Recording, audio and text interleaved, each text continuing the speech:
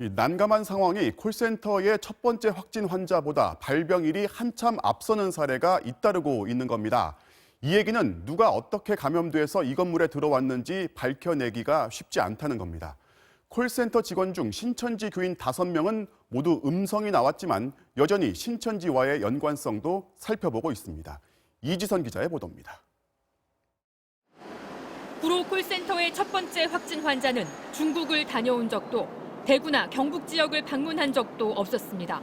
신천지 교회와의 연관성도 없었고 증상이 나타나기 전부터 마스크를 쓴 채 집과 회사만 오간 것으로 확인됐습니다.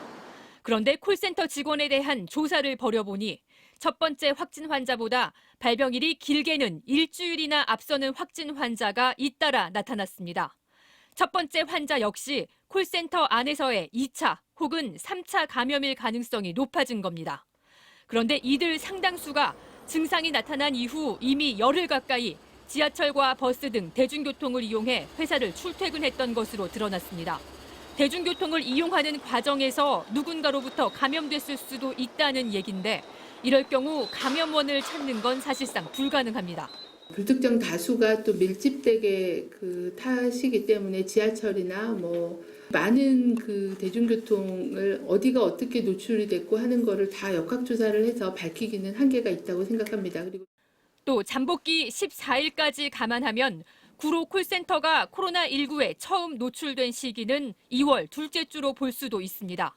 그러면 조사 기간이 한층 더 길어질 수밖에 없는데 그만큼 이동 경로와 접촉자 수도 걷잡을 수 없이 늘어나게 돼 최초 감염자를 찾는 일은 더 어려워집니다.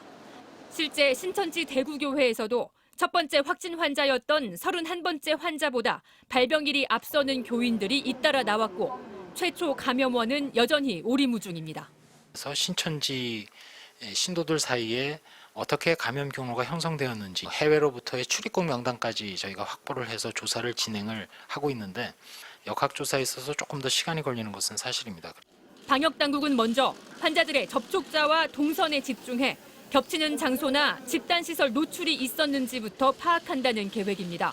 신천지 교인으로 밝혀진 콜센터 직원 5명은 모두 음성 판정이 나왔지만 신천지와의 연관성도 계속 추적하겠다는 입장입니다. 감염 경로는 신천지하고의 연관성을 포함해서 조사 진행 중입니다. 저희가 신천지 신도에 대해서는 명단을 다 파악하고 있기 때문에 확인이 되면 바로 명단을 대조해서 다만 지금은 지역사회 전파 차단이 최우선인 만큼 콜센터 확진 환자들의 접촉자 파악과 진단검사에 집중하겠다는 방침입니다. MBC 뉴스 이지선입니다.